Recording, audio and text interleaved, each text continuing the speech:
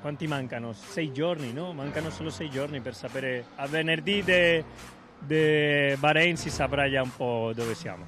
Che voto dai alla preparazione invernale della Ferrari? Tanta roba. L'anno scorso non li chiamavi avversari, adesso li chiami avversari.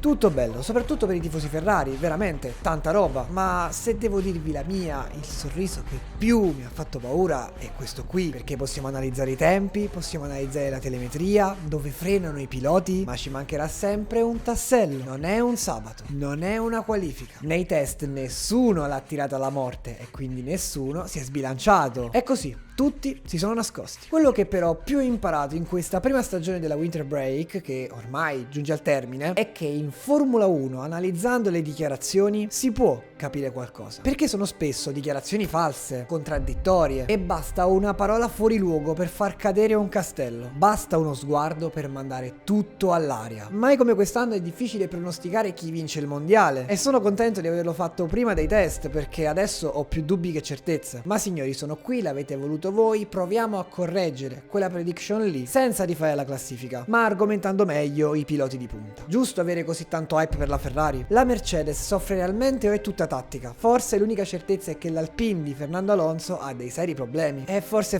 chi ha sofferto meno il cambio regolamentare è la Red Bull di Max Verstappen. Come però ho approfondito in diretta su Instagram, mi raccomando seguitemi anche perché mi mancano pochi follower a 5.000, vabbè insomma, come ho approfondito sul mio profilo Instagram, c'è da dire che la Red Bull ha realmente sorpreso, nascondendosi fin dall'inizio per poi arrivare all'ultima giornata dei test col sorriso in faccia, come se quel fucsia di Sergio Perez a 3 ore dalla fine fosse assurdo, perché con la benzina al massimo e con delle gomme poco performanti. È sempre quel sorriso tirato con Max Verstappen quando ha fatto la prima posizione nei test, sa proprio di non è niente, e non stiamo parlando di un tifoso. Stiamo parlando di Helmut Marko, il Niki Lauda della Red Bull. Però non è soltanto un gioco di sguardi, ma anche di dichiarazioni forti, soprattutto quella di Hamilton.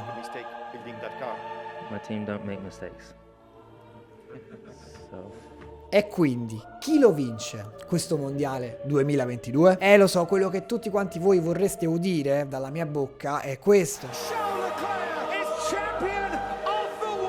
Un po' perché con questa serie sono riuscito a conquistarvi con questo video o con quest'altro video, quindi capisco che vi ho tirato e vi piacerebbe sentir ciò. Non voglio dire che le probabilità per Leclerc di vincere il mondiale non ci siano, però parliamo di uno stento 17%, e ti invito a esprimere il tuo punto nei commenti. Leclerc ha un 17% di possibilità di vincere il mondiale, e se ci pensate non è poco. La Ferrari nei test ha dimostrato rapidità negli sviluppi, un'aerodinamica nuova ridisegnata, un muso innovativo e un motore apparentemente performante ma certamente affidabile, che non è poco, attenzione. Sono motivi super validi per dire che la Ferrari può vincere il mondiale, sono punti forti che possono reggere durante la stagione. E non facciamo l'errore di dimenticare Sainz, perché sia a Leclerc do un 17% di vincere il mondiale, a Sainz gli do un 10%. Per Tonio, l'ultimo degli stronzi che ne capisce di Formula 1, la Ferrari ha il 27% di possibilità di vincere il mondiale. Non è poco, è più di una probabilità su 4, quasi una su 3. E se ci pensate ha senso, considerati chi sono i contendenti al mondiale. Perché però ho dato una probabilità del 10% a Sainz di vincere il mondiale? Perché lui, come ho precedentemente argomentato nella prediction 2022 fatta a gennaio o febbraio, vabbè, manca l'esperienza. Attenzione però, non travisiamo le parole, non esperienza alla Formula 1, ma esperienza alla vittoria. Non ha mai vinto ed è difficile pensare che un pilota che non ha mai vinto possa trovarsi subito bene e subito nelle condizioni da battere Lewis Hamilton, Max Verstappen e Charles Leclerc. Ma non impossibile, considerato soprattutto la stagione precedente. Non può essere al pari di Leclerc, ma non può essere nemmeno da buttare. E quindi ho pensato a un 10%. Un discorso analogo l'ho pensato per Sergio Perez, con l'unica differenza però che Perez, Tonio, lo vede proprio fuori dai giochi. Magari sbaglio, a fine stagione sarà Perez a vincere il titolo mondiale, buon per lui, sarei contento, però al momento gli do tipo l'1% insieme a tutti quanti gli altri piloti. Quindi so che gran parte di voi vorrebbero vedere la Ferrari al primo posto, però Va bene soprattutto anche per me, sia chiaro. Però rimango dell'opinione che il principale favorito è Lewis Hamilton, insieme ovviamente a Max Verstappen. E vi dirò, prima dei test ero quasi convinto che Hamilton potesse portare a casa il mondiale. Anzi, oserei dire che a un certo punto ero certo di ciò. Gli avrei dato tipo il 50% di probabilità e capite che è 1 su 2, tantissimo. Adesso invece gli do un 30%. Perché questo calo così drastico? Perché diciamocelo, in casa Mercedes non procede tutto per il verso giusto. Il porpoising era inaspettato, ma secondo il mio punto di vista non lo reputo particolarmente impattante nello sviluppo della monoposto. È un incidente di percorso, siamo d'accordo, ma nulla che può compromettere in maniera significativa il campionato. Può darti fastidio le prime gare, eppure io credo che questa Mercedes ancora abbia voluto nascondersi. Non mi sorprenderebbe vedere una Mercedes al venerdì che funziona da Dio. Poi abbiamo George Russell, a lui invece do un 12% di possibilità di vincere il mondiale. Si colloca quindi tra Leclerc e Sainz, secondo me ha più possibilità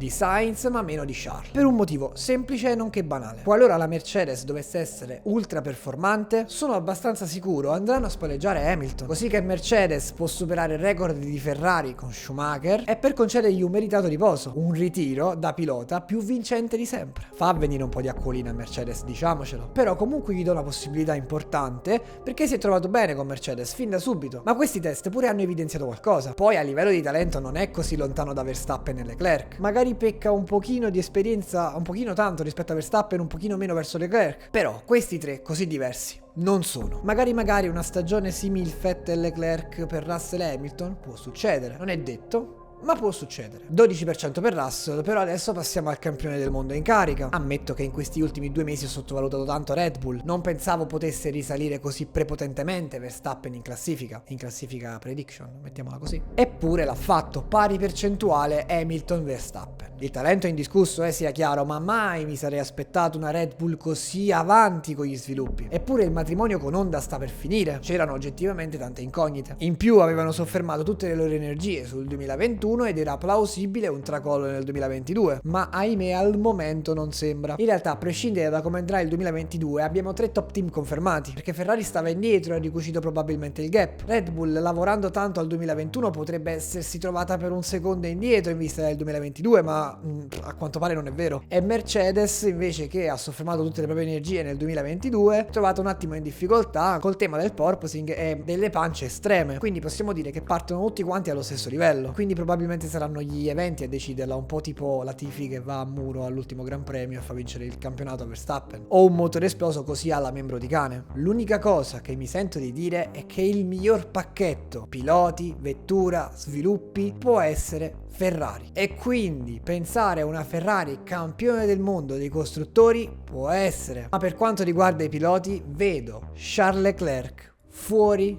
dai giochi, vedo Carlos Sainz fuori dai giochi, io, Tonio, vedo ancora un mondiale Hamilton contro Verstappen.